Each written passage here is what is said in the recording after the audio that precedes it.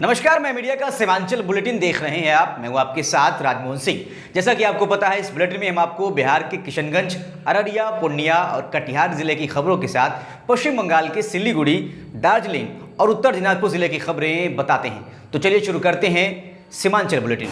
कटिहार सदर प्रखंड कार्यालय में झंडोत्तोलन के दौरान प्रखंड विकास पदाधिकारी अनुज्ञा कुमारी द्वारा प्रखंड प्रमुख निशा सिंह को झंडोत्तोलन करने से रोक दिया गया। झंडोत्तोलन करने से रोके जाने के बाद मंच पर ही बीडीओ और प्रखंड प्रमुख के बीच विवाद शुरू हो गया। कटिहार प्रखंड प्रमुख निशा सिंह मंच पर ही रो पड़ी और बीडीओ द्वारा अपमानित किए जाने का आरोप लगाया। प्रखंड प्रमुख ने कहा कि जब वो प्रखंड कार्यालय पहुंची तो उन्हें कहा गया कि आप देरी से आई हैं, इसलिए आपकी जगह उप प्रमुख झंडोत्तोलन करेंगे। एक प्रखंड प्रमुख पे एफआईआर किया जा रहा है। आप ही लोग बताइए इसका क्या मतलब निकलेगा। प्रसाद वितरण कराइए। एफआईआर किया जाता है प्रखंड प्रमुख पे, आप लोग भी सुन लीजिए ना। अररिया में फारबिसगंज के अनुमंडल अस्पताल में झंडोत्तोलन के दौरान झंडा गिर गया। आनंद फानन में एक युवक ने खंभे पर चढ़कर वापस रस्सी को राष्ट्रध्वज से जोड़ा। इस दौरान राष्ट्रीय गान चालू रहा। मौके पर फारबिसगंज एसडीओ, डीएसपी, अस्पताल उपाधीक्षक समेत कई अधिकारी मौजूद थे, लेकिन वो मूक दर्शक बने रहे। 75वें स्वतंत्रता दिवस पर वामपंथी पार्टी सीपीआई-एम ने पहली बार पार्टी कार्यालय में राष्ट्रीय ध्वज फहराया। इस मौके पर सिलीगुड़ी स्थित सीपीएम के पार्टी कार्यालय अनिल विश्वास भवन में वरिष्ठ सीपीएम नेता और राज्य के पूर्व मंत्री अशोक भट्टाचार्य ने राष्ट्रीय ध्वज फहराया। पूरे भारत में बाघा बॉर्डर के बाद बिहार का पूर्णिया ऐसा जगह है जहां 14 अगस्त की मध्य रात्रि में ही फहराया जाता है राष्ट्रध्वज। स्वतंत्रता दिवस के मौके पर पिछले 75 सालों से हर साल मनाई जाती है परंपरा। 14 अगस्त की रात के 12:01 पर स्वतंत्रता सेनानी रामेश्वर प्रसाद के पोते विपुल सिंह ने भट्टा बाजार के ऐतिहासिक झंडा चौक पर राष्ट्रध्वज फहराया और राष्ट्रगान के साथ झंडे को सलामी दी गई। विपुल सिंह ने कहा कि 14 अगस्त 1947 से ही यहाँ मध्य रात्रि में झंडोत्तोलन होता है। उन्होंने कहा कि 14 अगस्त 1947 को जैसे ही रेडियो पर तत्कालीन गवर्नर जनरल माउंटबेटन ने भारत की आज़ादी की घोषणा की, उस समय उनके दादा स्वतंत्रता सेनानी रामेश्वर प्रसाद सिंह समेत कुछ स्वतंत्रता सेनानियों ने मिलकर झंडा चौक पर राष्ट्रध्वज फहराकर आज़ादी का जश्न मनाया। तभी से जब तक उनके दादा जीवित थे, उन्होंने हर साल मध्य रात्रि में ही राष्ट्रध्वज फहराया। उनके निधन के बाद कमलदेव नारायण सिन्हा ने भी यहाँ झंडा फहराया। वहीं पूर्णिया विधायक विजय खेमका ने कहा कि देश में बाघा सीमा के बाद पूर्णिया दूसरा ऐसा स्थान है जहां इस ऐतिहासिक स्थल पर 14 अगस्त की मध्यरात्रि में ही शान से झंडा फहराया जाता है। उन्होंने कहा कि सरकार से मांग है कि इस स्थल को राजकीय दर्जा दिया जाए। सांस्कृतिक संरक्षण परिषद ने कटिहार रेलवे स्टेशन परिसर में तिरंगा स्तंभ रहने के बावजूद उसमें पिछले 2 सालों से अब तक तिरंगा न लगाए जाने पर कड़ी नाराजगी जताई। दरअसल 2016 में ही देश के कई प्रमुख रेलवे स्टेशनों में तिरंगा ध्वज लगाए जाने की घोषणा हुई थी और साल 2018 में कटिहार स्टेशन परिसर में तिरंगा भी लगाया गया था, लेकिन फिर किसी कारण से तिरंगे को उतार लिया गया था, जो अब तक वहां नहीं लगाया गया है। इसी को लेकर सांस्कृतिक संरक्षण परिषद ने इस 15 अगस्त को फिर से इस तिरंगा स्तंभ से तिरंगा ध्वज लगाए जाने की मांग की है। आज़ादी की 75वीं सालगिरह के मौके पर किशनगंज के अशफाकुल्ला खान स्टेडियम में डीएम डॉक्टर आदित्य प्रकाश ने तिरंगा फहराया और तिरंगे को सलामी दी गई। झंडोत्तोलन के बाद राष्ट्रगान गाने के दौरान एक स्कूली छात्रा सिर चकराकर जमीन पर गिर गई। मौके पर मौजूद स्वास्थ्य कर्मियों की लापरवाही स्पष्ट नजर आई। जमीन पर गिरी छात्रा को उठाते कोई नजर नहीं आया। झंडोत्तोलन के बाद जिला पदाधिकारी ने जिले के नाम अपने संदेश में इलाके के विकास कार्यों के साथ साथ जिले में सरकार की तरफ से चलाई जा रही महत्वपूर्ण योजनाओं की रूपरेखा प्रस्तुत की। उसके उपरांत डीएम के द्वारा मौके पर doctor Rafat Hussain memorial award से कोरोना वॉरियर्स को सम्मानित किया गया। वहीं सेवानिवृत्त होने से पहले अपने आदेशपाल तुलाराम को भी प्रशस्ति पत्र देकर सम्मानित किया। इससे पहले डीएम डॉक्टर आदित्य प्रकाश और एसपी कुमार आशीष संयुक्त रूप से परेड का निरीक्षण कर रहे थे। परेड में बीएमपी, होमगार्ड, बिहार पुलिस, महिला पुलिस बल और फायर ब्रिगेड शामिल हुए। पूर्णिया में 75वें स्वतंत्रता दिवस का मुख्य समारोह इंदिरा गांधी स्टेडियम में संपन्न हुआ। इस मौके पर जिलाधिकारी राहुल कुमार ने गार्ड ऑफ ऑनर की सलामी ली और राष्ट्रध्वज फहराया।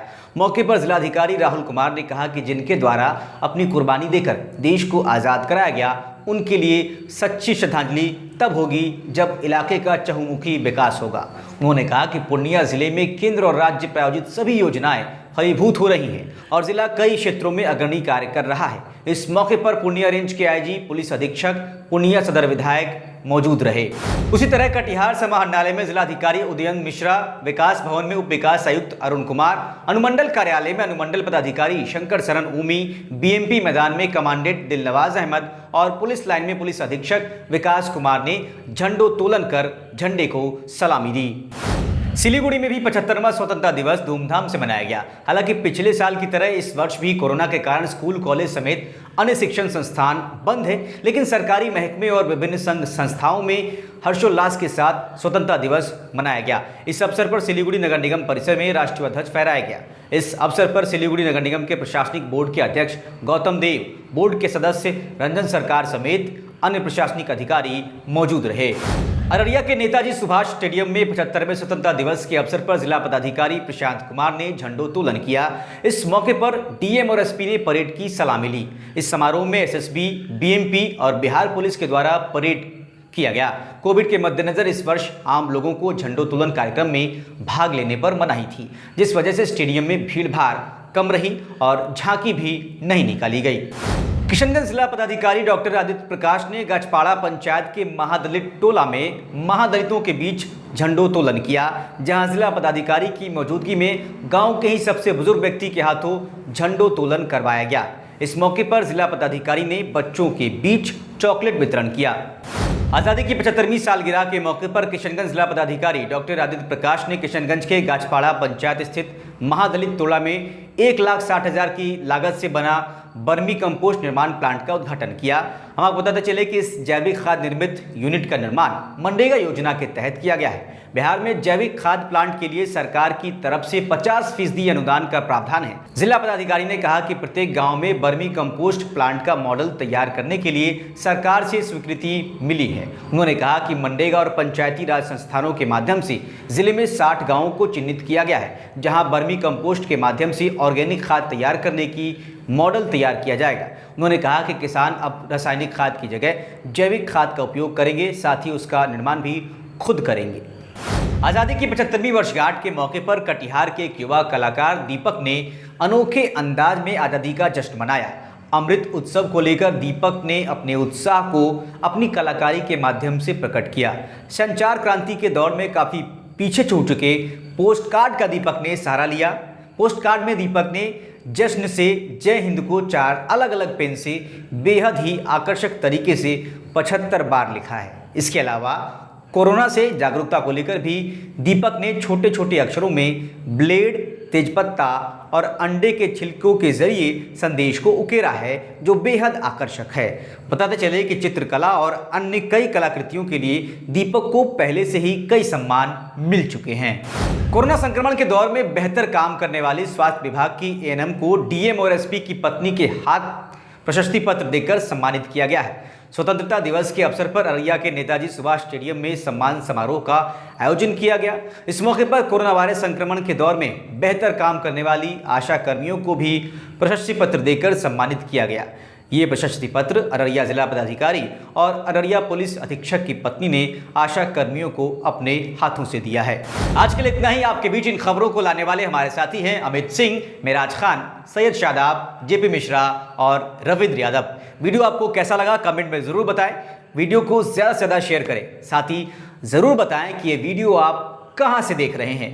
अब तक अगर आपने चैनल को सब्सक्राइब नहीं किया है तो YouTube पर जाके हमारे चैनल को सब्सक्राइब कर लीजिए। अगर आप ये वीडियो Facebook पर देख रहे हैं तो पेज को फॉलो कर लीजिए। ट्विटर और इंस्टाग्राम पर आप हमें @मैं मीडिया हूं के जरिए जुड़ सकते हैं। नमस्कार।